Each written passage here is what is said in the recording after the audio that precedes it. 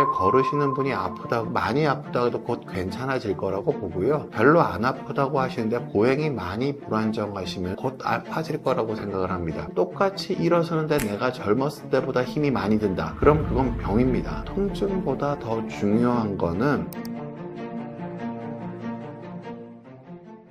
허리가 아프면 일단 주사나 시술부터 받아야 한다고 생각하시는 분들이 많은데요. 이게 정말 맞는 순서인가요?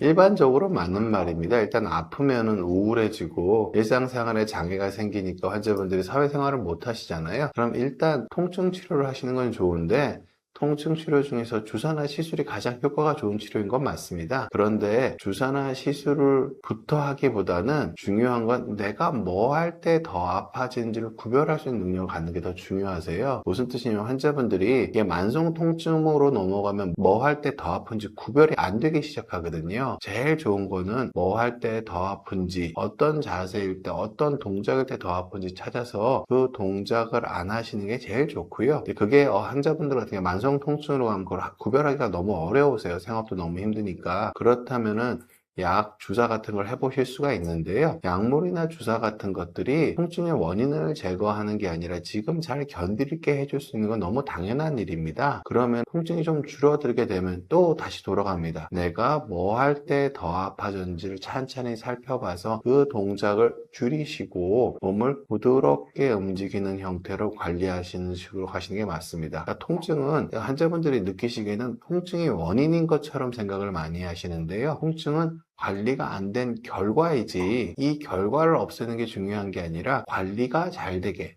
통증이 안 생기게 만드는 게 중요한 거지 통증을 없애는 게 자기 몸을 위한 일은 아니다라고 말씀드리고 싶어요. 허리 주사를 맞고 통증이 사라지면 병이 다 나았다고 생각하시는 분들이 많은데요. 실제로는 어떤가요?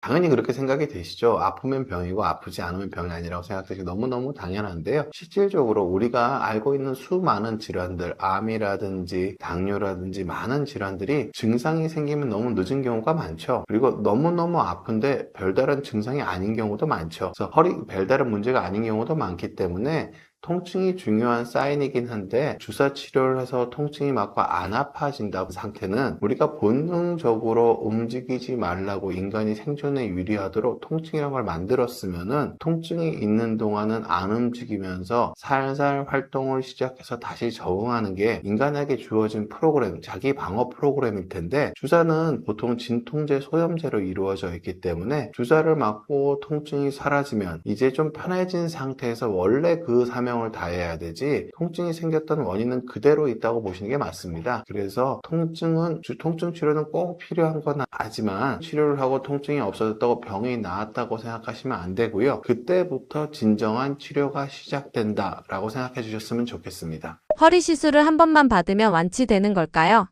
그러니까 보통 우리가 구조를 안 바꾸는 걸 시술이라고 부릅니다. 구조를 안 바꾸는 거기 때문에 근본적으로 통증이 생겼던 원인은 사라지는 게 아니에요. 그런데 어떤 분들이 시술하고 내가 2년 동안 괜찮았다가 3년 동안 괜찮았다 그러신 분들도 꽤 있으시거든요. 근데 그거는 보통 왜 그렇게 오래 가는 거냐면요. 치료를 하고 나서 내가 내 자신을 좀 조심해서 생활 습관이 바뀌기 때문에 안 아파지시는 거지 시술의 약물 효과는 보통 3에서 6개월 이상 넘어가는 경우는 없다고 보는 게 맞습니다. 생물학적으로 어떤 시술을 한 처치 효과가 1년 이상 남아있기는 생물학적 증거는 없고요. 단지 임상적으로는 그거보다 조금 더 오래 지속된다는 경우가 있는데요. 그건 아픈 동안 생활 습관의 개선이 환자분들이 본능적인 방어로 어느 정도 생활 습관 개선을 하는 부분이기 때문인 거지 한다고 관리를 하지 않고 안 아파질 수 있다는 거는 원칙적으로 시술의 원리를 이해하신다면 불가능한 내용이고요. 제가 시술이 나쁘다는 게 아니라 시술을 해서 덜 아파졌을 때 내 생활 습관과 내 몸의 관리를 어떻게 해야 되는지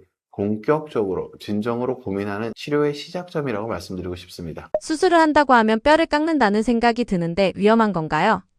보통 일반적으로는 허리 수술과 뼈를 깎는 거에서 시작이 됐습니다. 1900년대 초반에 허리에 대한 수술이 처음 하버드에서 시작이 됐는데 그때 처음에 기술을 할 때 뼈를 깎는 치료라고 이름을 붙였습니다. 근데 원래는 신경을 안 눌리게 하기 위해서 수술을 한 건데 뼈를 깎아야 하는 치료라고 이름을 붙였었고 이런 고정관념은 허리 수술 100년 역사상 계속 유지되어 왔던 겁니다. 그런데 제가 영광스럽게도 우연한 기회에 아예 뼈를 깎지 않고 신경을 안 눌게 하는 치료를 개발한 사람이고요. 보통 그래서 대부분의 허리 치료, 허리 수술은 뼈를 깎는 치료라고 생각하시면 되고요. 특수한 경우에는 뼈를 안 깎고도 할 수가 있다라고 말씀드리고 싶습니다. 수술 후에도 재활이 필요한 이유가 있나요?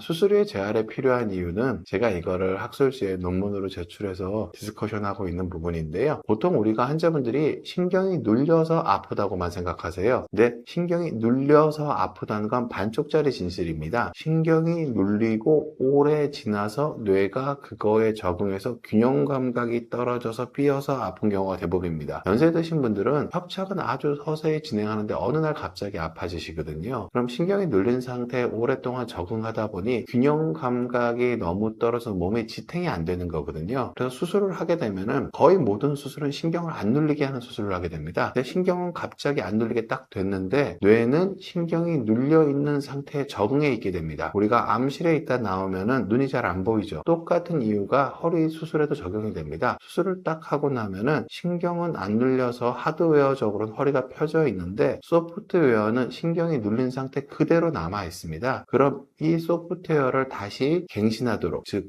신경이 안 눌렸을 때 우리가 가졌었던 부드럽고 자연스러운 자세로 만드는 게 되도록 재활을 시켜줘야 되고요. 재활에서 제가 한 가지 꼭 말씀드리고 싶은 거는 수술 직후에 원래 하시던 운동을 다시 하면 원래 허리가 굽어졌던 패턴의 운동 패턴이 그대로 나오게 되어 있습니다. 왜냐하면 뇌는 아직 신경이 눌려 있는 상태에 적응이 되어 있기 때문에. 그래서 운동이 아니라 감각을 재설정하는 형태의 재활이 허리 수술하신 분들한테 꼭 필요합니다. 당장 통증만 없애면 치료가 끝났다고 생각하시는 분들이 많은데요. 통증이 사라지는 것보다 더 중요한 게 있을까요?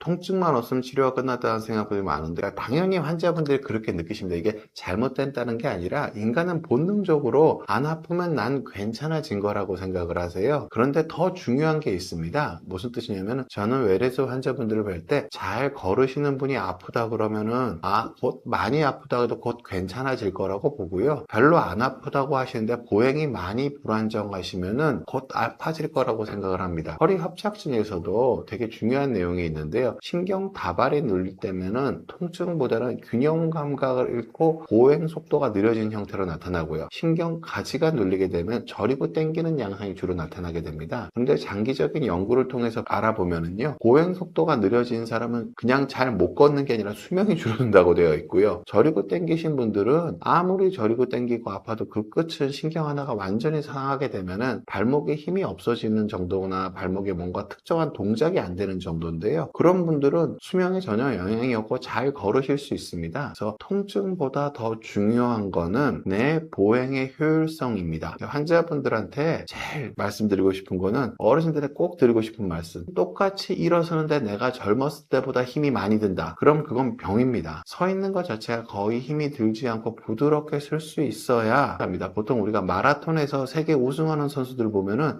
산책하는 것처럼 가볍게 뛰는 것 같은데 100m를 15초, 14초에 뛰거든요. 잘 걷는 건강한 사람은 동일한 동작을 할 때 최소한의 힘으로 걸을 수 있는 겁니다. 근데 어르신들 같은 경우에 보면은 나 잘 걷는다고 자랑하시는데 걷는데 보면 힘이 잔뜩 들어가 계신 분들이 많거든요. 힘을 빼고 걷는 게 안 되시는 분들이 많습니다. 이거는 많은 양을 걸을 수 있는 게 기능의 회복이 아니라 동일한 양을 걸을 때 적은 힘으로 걸을 수 있는 게 기능의 회복이고, 이거는 균형 잡는 능력과 되게 관계가 많습니다. 우리가 자전거를 잘 타는 사람은 자전거를 탈 때 힘이 하나도 안 들어 보이죠. 자전거를 못 타는 사람은 똑같이 자전거를 타는데 힘을 엄청 쓰는 것처럼 보입니다. 그럼 힘을 엄청 쓰는 것처럼 자전거를 타는 사람은 자전거를 오래 못 타겠죠. 그래서 기능의 회복이 결과적으로 많은 양을 1000보를 걷는 게 중요한 게 아니라 1000보를 걸을 때도 적은 힘을 쓰고 가볍게 걸을 수 있는 게 실질적인 기능의 회복입니다. 이거가 가장 중요하다는 말씀. 이걸 여러분들이 너무 많이 놓치고 계셔서 이 부분을 꼭 명심해 주셨으면 합니다. 요즘 협착증 환자가 늘어나고 있다고 하는데요. 그 이유는 무엇인가요?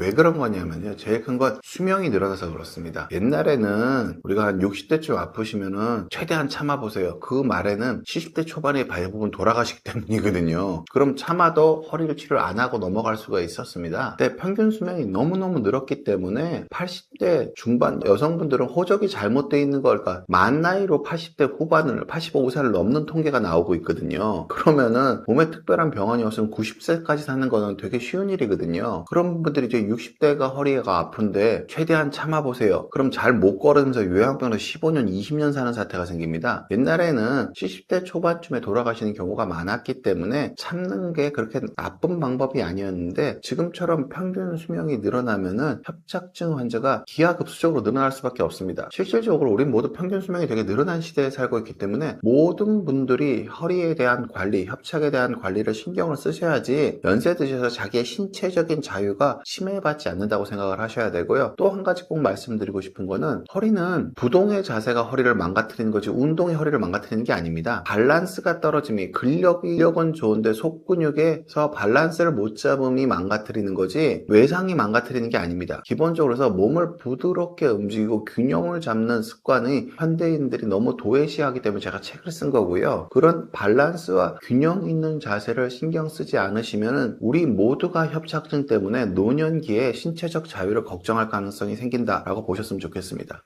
근육이 많으면 허리도 건강하다고 생각하시는 분들이 많은데요. 정말 사실인가요?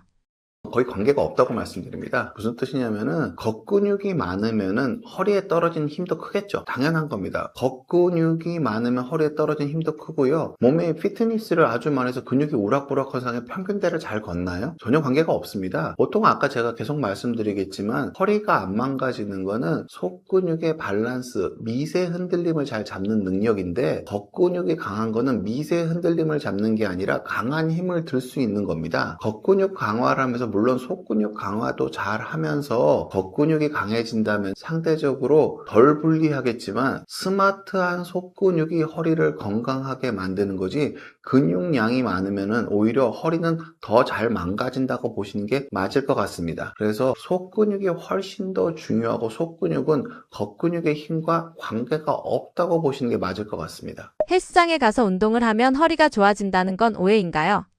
헬스장에 가서 러닝을 30분을 하시고 균형 잡는 운동, 밸런스 엑서사이즈를 충분히 하시고 근력 운동도 하면 도움이 되겠죠. 근데 오래 사는 데는 근력이 첫 번째인 경우는 없었습니다. 인류 대대로 조깅이 오래 사는 데 도움이 되고 심폐지구력, 유산소 운동이 오래 사는 데 도움이 되고 물론 근육량도 적은 것보다 많은 게 좋은데 그거보다 우선한 게 많이 있으면은 그거는 조금 현명한 선택이 아니겠죠. 그래서 이 근육량만 많으면 은 틀린 말이고요. 속근육이랑 겉근육이랑 같이 밸런스 있게 성장시키면서 근육량이 많으신 분은 저는 별로 못 봤습니다. 실제로 피트니스 많이 하시는 분들은 자기 스스로 필라테스를 하시고 균형 잡는 운동을 따로 하세요. 그걸 안 하면 내가 근육 운동을 못 하는 걸 아시거든요. 실제로 피트니스 하시는 분 대부분 그렇습니다. 그런데 실제로 피트니스 하시는 분들은 유산소 운동 많이 하고 전문적으로 하시면 균형 잡는 운동을 계속 하려고 노력을 하시거든요. 근데 오히려 아마추어 분들이 그걸 안 하고 근력 운동을 근육이 많으면 좋다고 해서 열심히 하시는 분들이 많으세요. 그럼 재앙으로 다가갈 가능성이 큽니다. 전제 조건인 거 아까 말씀드린 허리는 속근육에서 얼만큼 균형을 잘 잡는 거에 비례해서 망가지고 안 망가지고가 결정이 되는 거고요. 겉근육은 속근육을 자극주는 외부의 힘으로 작용할 뿐입니다. 논리적으로 이런 부분이기 때문에 이걸 내 느낌으로 바꿀 수가 없습니다. 그러면 오히려 걷기나 가벼운 뛰기를 추천하시나요? 그걸 하시고 그게 몸이 충분히 웜업이 되고 균형 감각을 해치지 않는 범위 내에서 운동을 하셔야 되고요. 그리고 원래 피트니스에서 헬스장에서 자기가 그 자세를 똑바로 만들면서 운동하는 사람은 거의 없습니다. 대부분 누구한테 배워야 되고 피트니스를 하는 과정에서 혼자 피트니스 하시면은 대부분 1년에 한두 번씩 다치세요. 그걸 다치다가 많이 다치신 분들은 포기하시고 덜 다치시고 스스로 그걸 고쳐서 하시는 분들이 있는데 내가 건강해지려고 피트니스를 하시는 거면 운동 초기에 되게 정성껏 여건이 되시면 퍼스널 트레이너한테 배우시는 것도 좋고 운동의 요령이나 운동의 자세나 몸을 어떻게 느껴야 되는지 인지를 설명 들으시고 그런 걸 하셔야 됩니다. 그게 아니시라면은 물론 환자분들이 한 30-40분씩 러닝하고 피트니스는 거의 안 다치세요. 코어가 닿게 일어나 있고 몸의 밸런스가 저절로 맞아 있거든요. 그런 조건을 지키지 않고 그냥 근력 운동만 하는 거는 그냥 허리 자체로만 봐서는 더 해로울 가능성이 큽니다. 그렇게 말씀드릴게요. 협착증에는 많이 걷는 게 좋다고 생각하시는 분들이 많은데요. 많이 걷는 것보다 중요한 게 있나요? 잘 걸을 수 있는 사람이 건강한 사람인 건 맞습니다. 근데 내가 잘 못 걷는데 참고 많이 걸으면 건강해지는 건 아니겠죠? 모든 운동의 기본 원칙이 있습니다. 자세가 좋으면서 하는 운동은 건강에 도움이 돼요. 근데 자세가 나쁜데 운동을 하면 건강에 도움이 안 되겠죠? 걷는 게 내가 젊은 사람보다 특별히 힘을 안 쓰고 몸을 많이 흔들리지 않게 걸을 수 있으면은 이 걷는 활동으로 보행에 주는 건강상의 이점을 느끼실 수가 있는데, 이게 몸이 막 흔들흔들하고 뒤뚱뒤뚱 하시고 허리가 숙여지신 분이 걸으시면은 허리는 훨씬 더 빨리 망가집니다. 물론 그 상태에서도 운동을 하니까 근육량이 생기면서 도파민이 주는, 근육이 팽창하면서 주는 내 몸의 쾌감은 느낄 수 있고, 그 쾌감으로 내가 통증은 적게 느낄 수 있는데, 그건 진통제 먹으면 덜 아픈 거랑 똑같은 거거든요. 내 몸에 자신감이 더 충만해지는 느낌이 드니까 덜 아파지는 거랑 똑같은 겁니다. 자세가 잘 나오시면은 걸으셔도 되는 게 맞습니다. 근데 아프신 분이, 몸에 협착증 있으신 분은 몸의 균형 감각이 떨어지신 분이시거든요. 근데 그걸 빨리 걷고 많이 걷고 하면은 허리는 아까 말씀드렸죠. 속근육이 잡아져서 몸의 미세 흔들림을 잡아야 안 아픈 건데, 협착증 있으신 분들은 속근육을 잘 못 쓰면 겉근육의 힘을 더 써서 속근육의 힘을 커버하시거든요. 그 상황에서 겉근육의 힘을 더 쓰는 파워워킹을 하면은 허리에는 결정적인 무리가 갑니다. 오히려 겉근육의 힘을 빼고 걸으려면 속근육이 저절로 힘이 들어가거든요. 겉근육의 힘을 빼고 부드럽게 슬로우 워킹을 통해서 걷기의 폼을 완성하신 다음에, 내가 그게 충분히 괜찮고 통증이 없으면 그 다음에 파워워킹을 하시는 건 괜찮으실 수 있으세요. 운동의 쾌감, 근육이 주는 자신감, 근육이 팽창되는 느낌의 기분 좋음이 건강을 시사하는 건 아닙니다. 기본적으로. 코어 운동은 많이 할수록 좋다고 생각하시는 분들이 많은데요. 협착증 환자도 그대로 따라해도 괜찮나요? 보통 여러분, 코어 운동은 협착증 환자들을 위해서 개발되는 운동이 아니고요. 대부분 젊은 운동선수들이 운동을 할 때 코어를 강화하고 나서 보다 더 고차원적인 스포츠를 하려고 개발된 부분이 많습니다. 그러니까 여러분들이 필요한 코어는 강한 힘을 쓰는 코어가 아니라 몸통의 균형을 잡는 코어거든요. 그래서 코어 운동을 먼저 하시기보다는 슬로우 워킹을 하시는 게 너무너무 훨씬 더 중요하고요. 코어 운동은 그냥 젊은 사람들이 하는 거라고 생각을 해주셨으면 좋겠어요. 협착증 환자분들은 코어 운동은 안 하시는 걸 전 강하게 추천드리고요. 꼭 하시고 싶으시다면 동작을 따라하는 게 아니라 스쿼트를 할 때 아랫배에만 선택적으로 힘이 들어가는 밸런스 유지를 느끼실 수 있으면은 스쿼트를 해도 코어의 인지, 몸의 균형 감각을 향상시키는 운동이 됩니다. 플랭크를 할 때도 아랫배에만 견고하게 힘이 들어가면서 아랫배에 견고하게 힘이 들어가는 게 내 몸을 떨리지 않게 만들 수 있다면, 그거는 그 플랭크도 협착증 환자들한테 도움이 되는 코어 운동일 수 있습니다. 제가 제일 안타까운 거는 무작정 따라 하셔서 100m를 제대로 걷는 팔순 노모가 허리에 좋다고 플랭크를 하세요. 운동의 기본적인 원칙을 모르고 결과만 좋다고 결과만 따라 하시는 거거든요. 제가 이렇게 책을 쓰고 여러분들의 방송을 들은 게, 결과를 따라 한다고 원인이 복사가 되는 게 아니기 때문에 여러분들이 좀 이해하시는 게 필요하다는 말씀 드리고 싶고요. 강한 코어가 필요한 게 아니라 스마트하게 내 몸이 움직일 때 정교하게 사전에 먼저 움직여서 코어가 내 상체와 하체를 연결시켜주는 게 필요합니다. 코어는 뱃속에 있는 가장 깊은 쪽에 있는 근육이어서 이렇게 팔만 흔들어도 저절로 아랫뱃속 깊숙한 곳에 힘이 들어갑니다. 이건 우리가 자동적으로 가진 반사활동이거든요. 이거를 잘 느끼실 수 있는 능력을 자꾸 향상을 시키다 보면은 몸이 안 다치게 되고요. 이 안 다치는 상태에서 연세 드신 분들은 젊은 사람처럼 강한 근력이 오래 사는데 별로 필요하지 않습니다. 보통은. 그래서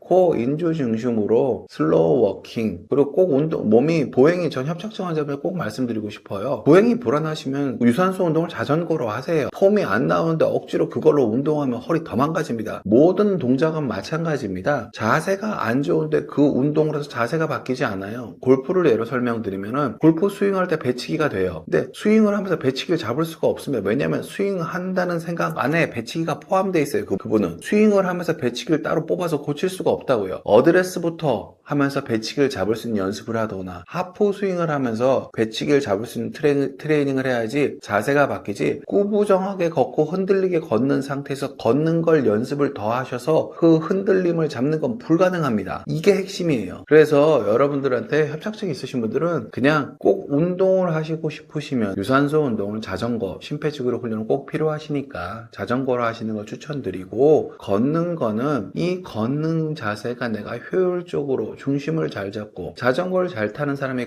자전거를 타는 거 보면 힘이 하나도 안 들어 보이죠. 내가 잘 걸으면 걷는 게 힘이 하나도 안 들어 보여야 됩니다. 그런 방향으로 아랫배를 잘 느끼면서 움직이는 방향으로 노력해 주시는 게 여러분들 건강에 꼭 필요하지 않나 생각하고 있습니다. 집에서 운동이나 생활 습관만으로 나아질 수 있을까요? 집에서 운동하신다면, 그러니까 저는 꼭 운동 안 하셔도 좋고요. 일상생활에서 내가 아랫배에 힘이 들어간지 안 들어간지 느끼기만 해도 됩니다. 우리는 이디오모토 관념 운동이라고 해서 생각만 해도 몸이 저절로 움직이거든요. 자꾸 내가 아랫배에 힘이 일상생활을 하시면서 아랫배에 힘이 들어가 있는지 안 들어가 있는지 판단하는 연습만 계속 하셔도 저절로 코어에 대한 인지가 강해집니다. 저절로 안 아파집니다. 이거가 되면은 내가 뭐 할 때 더 아픈지를 구별하실 수 있게 되세요. 저절로 안 아파집니다. 운동이 필요한 게 아니라 내가 움직일 때 아랫배 깊숙한 곳에 이렇게 팔 한번 흔들어 보시면 아랫배 깊숙한 데 힘이 들어가거든요. 이런 느낌을 내가 일상생활에 누구나 조금씩은 있거든요. 그걸 자꾸 느끼시려고 하시면서 일상생활을 하시는 것 자체로 코어가 스마트해지고 허리가 안 아파집니다. 그리고 이게 다 안 아파지시고 나면 보다 더 적극적인 형태의 운동을 하시는 걸 권장드리고 싶습니다. 이게 안 될 때 꼭 운동이 하고 싶으시면 수영하시고 자전거 타시면 상대적으로 훨씬 낫습니다. 이게 안 되는데 억지로 걸어서 자세가 안 나오는데 그 동작을 해서 자세를 고칠 수가 없다는 말씀을 꼭 드리고 싶습니다. 안녕하세요. 전 정형외과 전문 이대영입니다. 저는 영등포에서 척추를 진심으로 진료하고 있는 의사입니다. 제가 환자분들한테 볼 절제 없는 감압술을 하기 시작한 지 이제 한 3, 4년, 한 5,000회 정도 했는데요. 환자분들이 제가 수술을 아무리 잘해도 재활에 대한 상식이 너무너무 잘못되어 있어서 환자분들이 너무너무 힘들어 하시는 경우가 많으세요. 젊은 사람들을 위한 재활과 노인을 위한 재활은 다르고요. 협착증이 있는 사람들이 해야 되는 운동과 협착증이 없는 분들이 해야 되는 운동은 다릅니다. 그래서 제가 이런 책을 쓴 부분도 있고요. 그래서 여러분들한테 꼭 드리고 싶은 말씀은 결과를 따라하는 게 아니라 내 몸의 감으로 감각을 기르셔야 됩니다. 보통 여러분들은 내가 어떻게 걷는지 어떻게 서는지를 다 안다고 생각을 하세요. 그건 대부분 무의식적으로 감각의 연결로 이루어진 겁니다. 내 감각 때문 감으로 내가 이렇게 쓰면 편하다고 느끼는 게 내가 오랫동안 학습한 단계적 기억, 그런 자세를 만드는 거거든요. 그래서 여러분들한테는 통증을 잡고 이 감각이 다 좋아지신 다음에 운동을 하시는 게 문제를 더 크게 안 만드는 방법이라고 생각을 하고요. 또 한 가지 말씀드리면은 통증이 있으신 분들은 오랫동안 참으시면 안 됩니다. 옛날에는 수명이 짧았을 때는 오랫동안 참아도 평균 수명이 짧으니까 꼭 결정적인 치료가 필요하지 않을 수 있었는데 평균적인 수명이 너무 길어졌기 때문에 통증을 계속 참으면은 만성 통증 회로가 생겨버리기 때문에 안 아파도 통증 원인이 제거돼도 계속 아픈 상태가 지속이 되고요. 통증을 계속 참으면 몸이 돌이킬 수 없이 늙어버립니다. 최대한 병원에 의지하지 않고 스스로 안 아픈 생활 습관을 만들려고 노력하시고요. 그리고 그게 한계에 달했을 때는 진통제 치료보다는 보다 근본적인 치료를 하시는 게 여러분 건강관리를 조금 더 효율적으로 하시는 길이 아닌가, 저는 그렇게 생각하고 있습니다. 여러분 건강한 삶에 제가 조금이라도 보탬이 되었으면 합니다. 감사합니다.